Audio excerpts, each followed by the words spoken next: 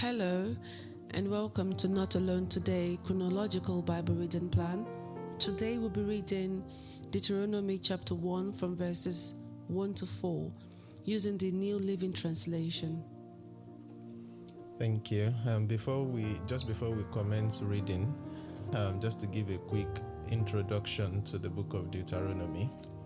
That's the last of the first 5 books that we call the Pentateuch.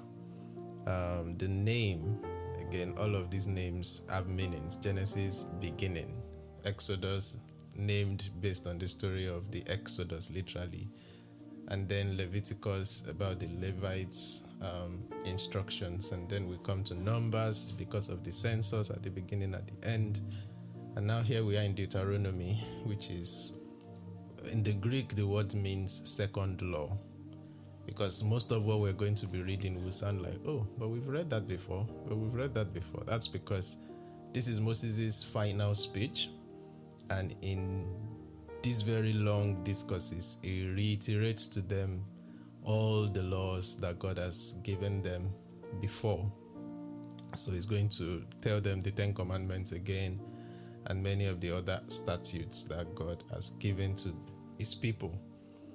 Central to the message of the book would be this idea of what within the Jewish sense they call the Shema, about exclusive loyalty to God.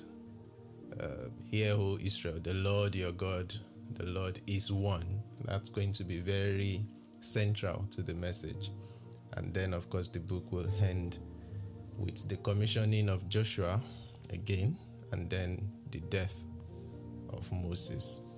So looking forward to what will be an interesting conclusion to the first 5 books, which are collectively called or attributed to have been written by Moses, in a sense. Yeah. And then I just wanted to also mention that today's reading is short. Some other readings will be long, and don't get thrown off by that undulating length of readings. Because we're reading chronologically, it's often somewhat difficult to break the reading patterns into just equal numbers of, say, chapters and verses, because we're also trying to make sense of the story as we go along. So sometimes you find some shorter readings and other times you find some longer readings. So let's enjoy it together. Chapter 1. These are the words that Moses spoke to all the people of Israel while they were in the wilderness east of the Jordan River. They were camped in the Jordan Valley near Soph, between Paran on one side and Tophel, Laban, Hazeroth, and Dizahab on the other. Normally, it takes only 11 days to travel from Mount Sinai to Kadesh Barnea, going by way of Mount Seir. But 40 years after the Israelites left Egypt, on the first day of the 11th month, Moses addressed the people of Israel, telling them everything the Lord had commanded him to say. This took place after he had defeated King Sihon of the Amorites, who ruled in Heshbon, and at Edrei had defeated King Og of Bashan, who ruled in Ashtaroth. This is the word of the Lord. Thanks be to God. Interesting. Succinct. What stood out to you, Anu, from these 4 verses? I think what amazes me actually is how that Moses is still doing his official duty despite knowing what awaits him on the other end. So this work is not work unto glory, so to say. It's a finishing work. It's him coming to the end of himself, so to say.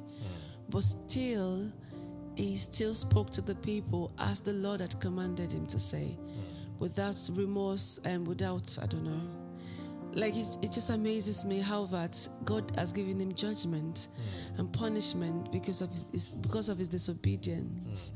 But he continued in the work just as he had done even before the punishment was meted out to him.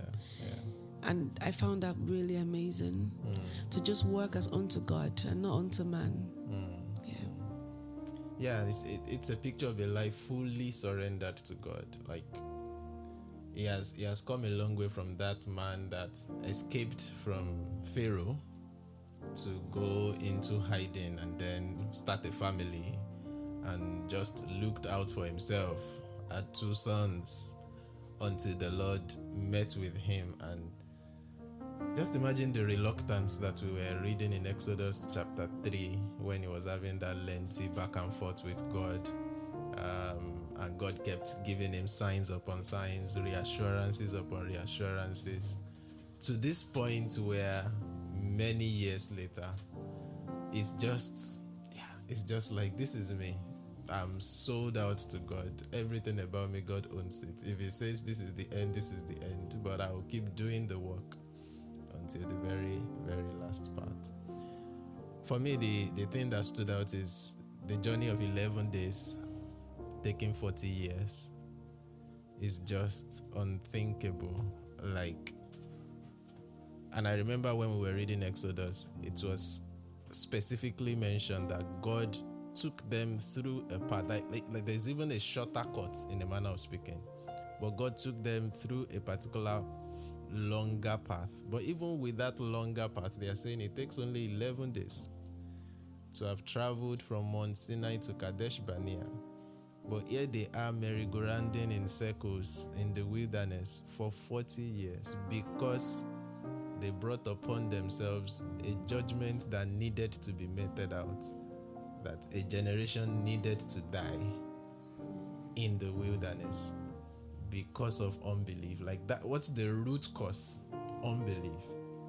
Believing the bad reports of some 10 spies that had refused to take into account the limitless power of the God that has brought them up to that point in their journeys and in their chronicles. And I think that's just instructive for us. It's not every delay that we experience in life that is due to wicked forces. It's not every delay that we experience in life that is due to foul spirits manipulating things. Sometimes it's just the consequence of not staying in alignment with the plans and purposes of God. And the moment we realign, the moment we realize that and come back on track, things fall back into place, and then we start experiencing restoration, even a restoration of the lost years in that sense. So yeah, those are the things that stood out to me. Yeah. Thank you. Any concluding thoughts? No, nothing from me. So thank you for joining us. We'll turn the page on day 53 and we'll begin to hear the first address of Moses to the people of Israel. But till then, just remember, you're not alone. Today, God bless you. Bless you.